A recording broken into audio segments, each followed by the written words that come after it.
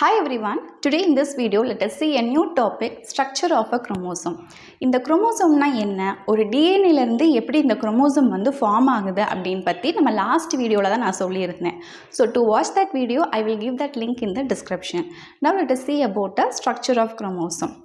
யூஸ்வலாக குரோமோசோம் அப்படின்னா என்னென்னு கேட்டாங்கன்னா, chromosome is a thin, long, thread-like structure which is present inside a cell nucleus. So செல்லோட நியூக்ளியஸ்க்குள்ளே தான் இந்த குரோமோசோம் வந்து இருக்குது. இந்த குரோமோசோம் பார்க்குறதுக்கு எப்படி இருக்குன்னா, எக்ஸ் ஷேப்பில் வந்து இந்த குரோமோசோம் வந்து இருக்குது. இந்த குரோமோசோமோட ஒன் ஹாஃப், அதாவது இந்த ஹாஃப் இருக்கு இல்லையா, this we call it as a chromatids. And இன்னொரு ஹாஃப் பார்த்திங்க அப்படின்னா இதே மாதிரி எக்ஸாக்ட் டூப்ளிகேட் காப்பி, அப்படியே ஜெராக்ஸ் காப்பியாட்டம் வந்து இருக்குது. அண்ட் இந்த ரெண்டுமே வந்து பார்க்குறதுக்கு ஐடென்டிக்கலாகவும் இருக்குது. அதனால் we say it as a sister chromatids. ஒன்று மட்டும் இருந்தால் அது வந்து chromatids. ரெண்டு இருக்குது, ரெண்டுமே வந்து ஐடென்டிக்கலாக இருக்குது அப்படின்னா that we say it as a sister chromatids. Usually chromosome அப்படின்னாலே வந்து ஒரே ஒரு குரோமாட்டிட் தான். இந்த குரோமாட்டிட் அப்படிங்கிறது என்னென்னா, it is the one DNA molecule coiled up. அதாவது குரோமோசோம் அப்படிங்கிறது டிஎன்ஏலிருந்தால் வந்து குரோமோசோம் வந்து ஃபார்ம் ஆச்சு அப்படின்னு பார்த்தோம். இந்த குரோமோசோமில் ஒரே ஒரு குரோமாட்டிட்ஸ் தான் வந்து இருக்குது அப்படின்னா, அந்த ஒரு குரோமாட்டிட் வந்து எப்படி ஃபார்ம் ஆகிருக்குன்னா, இந்த ஒரே ஒரு டிஎன்ஏ மாலிகுல் காயிலாகி இந்த குரோமாட்டிட் வந்து ஃபார்ம் ஆகிருக்கு. எப்போ இந்த குரோமாட்டிட் வந்து ஒன்று மட்டும் இருந்தது இன்னொன்று ஃபார்ம் ஆகுது அப்படின்னா, எப்போ செல் வந்து டிவைட் ஆகணுமோ, அந்த நீடு இருக்கோ, அப்போ தான் வந்து அந்த குரோமாட்டிட் மாதிரியே இன்னொரு காப்பி வந்து க்ரியேட் ஆகுது. அப்போது அதே மாதிரி க்ரியேட் ஆகும்போது ரெண்டுமே ஐடென்டிக்கலாக இருக்கிறதுனால நம்ம அதை சிஸ்டர் குரோமாட்டிட்ஸ்ன்னு சொல்கிறோம்.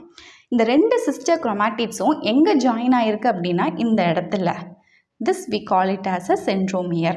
நெக்ஸ்ட்டு ஒவ்வொரு குரோமாட்டிட்லேயும் பார்த்தீங்கன்னா it is made up of spirally coiled thin structure. ஸ்பைரலாக இருக்கக்கூடிய இந்த தின் ஸ்ட்ரக்சரை that we call it as a chromonema. And இந்த குரோமோனீமாவில் number of bead like structure, பீடாக முத்தாக வந்து ஒரு ஸ்ட்ரக்சர் வந்து இருக்குது. That structure is called as chromomeres. Next இந்த குரோமோசோமில் என்னென்ன ரீஜன்ஸ்லாம் வந்து இருக்குது அப்படின்னு பார்க்கலாம். ரீஜன்ஸில் first region now let us see about arm. Arm அப்படிங்கிறது ஒரு குரோமோசோமோடைய ஒரு குரோமாட்டிட்னு எடுத்துக்கிட்டிங்கன்னா, அதாவது இந்த பகுதி இதான் வந்து ஒரு chromatid.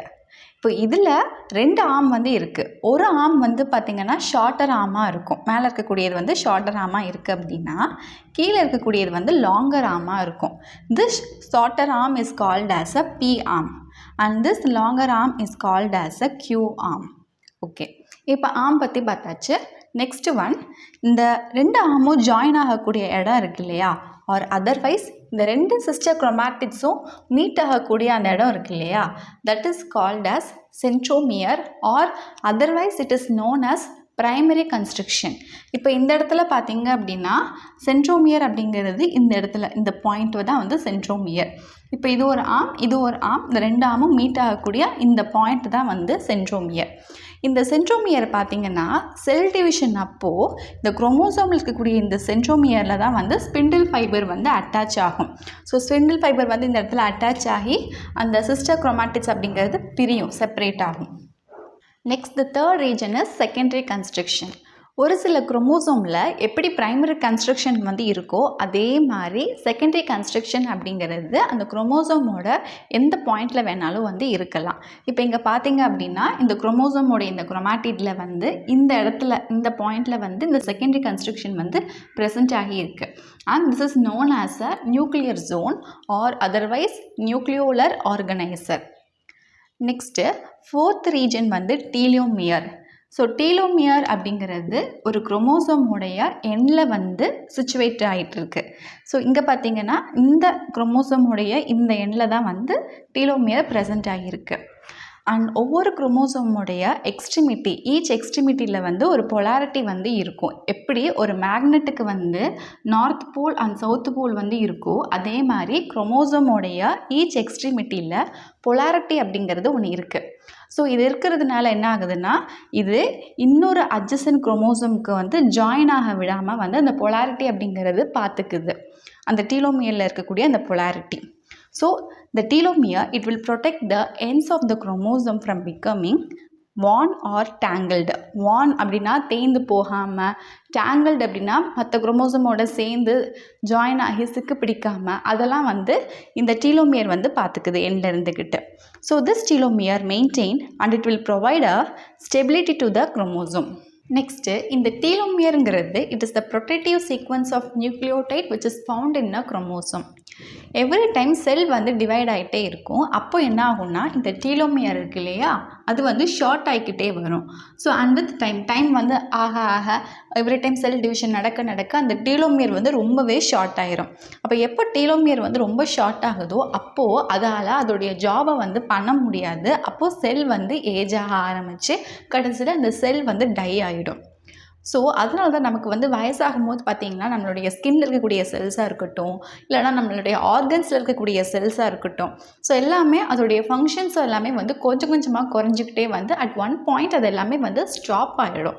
So one secret of லாங்கெவிட்டி, ரொம்ப நாளைக்கு இருக்கணும், நல்லா ஹெல்த்தியாக இருக்கணும் அப்படின்னா நமக்கு வந்து லாங்கான டீலோமியர்ஸ் வந்து கண்டிப்பாக இருந்தாகணும். ஓகே, நெக்ஸ்ட்டு 5th ரீஜன் வந்து சேட்டலைட். சேட்டலைட் அப்படிங்கிறது இதுவுமே ஒரு சில குரோமோசோம்ஸில் அண்ட் ஒரு எலாங்கேட்டடான நாப் லைக் அப்பண்டேஜஸாக வந்து இந்த இடத்துல ப்ரெசென்ட் ஆகியிருக்கு. இது வந்து ஒரு குரோமோசோமோடைய ஒரு எண்ணில் வந்து இருக்குது. எப்படி குரோமோசோமோடைய ஒரு எண்ணில் டீலோமியர் இருக்கோ அதே மாதிரி சேட்டலைட் அப்படிங்கிறது அந்த ஒரு சில குரோமோசோமோடைய இன்னொரு எண்டில் ஒரு நாபாக வந்து இருக்குது, நாப் லைக் அப்பண்டேஜஸாக. ஸோ எந்தெந்த குரோமோசோமுக்கெல்லாம் இந்த சேட்டலைட் வந்து ப்ரெசென்ட் ஆகி இருக்கோ that chromosome is called as a sat chromosome. Sat chromosome அப்படின்னா the chromosome which is having a satellite. Okay, அவ்வளோதான். நம்ம இந்த வீடியோவில் இந்த குரோமோசோமோடைய ஸ்ட்ரக்சர் எப்படி இருக்கும், அதனுடைய ரீஜன் என்னென்ன ரீஜன் அப்படின்லாம் சொல்லி பார்த்துருக்கோம். ஐ ஹோப் இன்றைக்கி பார்த்து இந்த கான்செப்ட் உங்களுக்கு கிளியராக அண்டர்ஸ்டுட் ஆகிருக்கும்னு நினைக்கிறேன். If you have any doubt regarding this please do comment, let me know in the comment section. So இது வரைக்கும் நான் போஸ்ட் பண்ண வீடியோஸில் அண்ட் ஒரு சில கமெண்ட்ஸ்லாம் பார்க்கும்போது புக்கில் இருக்கிறத வந்து அப்படியே சொல்ல வேண்டாம், இன்னும் நிறையாவே எக்ஸ்ட்ரா பாயிண்ட்ஸ் அண்ட் இன்னும் நல்லா அண்டர்ஸ்டாண்ட் பண்ணிக்கிறதுக்கு சில ஸ்டூடெண்ட்ஸ்லாம் வந்து விரும்புகிறாங்க. ஸோ அதுக்கு தகுந்த மாதிரி நான் வந்து இன்னுமே வந்து கொஞ்சம் போர்ஷன்ஸை வந்து ஆட் பண்ணியிருக்கேன். ஸோ புக்கில் இருக்கிறதும் அண்ட் இதையும் வந்து பார்க்கும்போது உங்களுக்கு இன்னுமே ரொம்ப கிளியராக புரிஞ்சிருக்கும். ஸோ நேற்றுலேருந்து இது ஸ்டார்ட் பண்ணியிருக்கேன். இப்போ நான் எடுத்துகிட்டு இருக்கிறது எப்படி இருக்குது அப்படிங்கிறத இந்த வீடியோ பார்த்துட்டு கமெண்ட் செக்ஷனில் உங்களோட சொல்லுங்கள். நெக்ஸ்ட் வீடியோவில் இதுக்கு அடுத்து வரக்கூடிய டாபிக் எல்லாம் பார்க்கலாம். See you soon again in next video. Thank you for watching.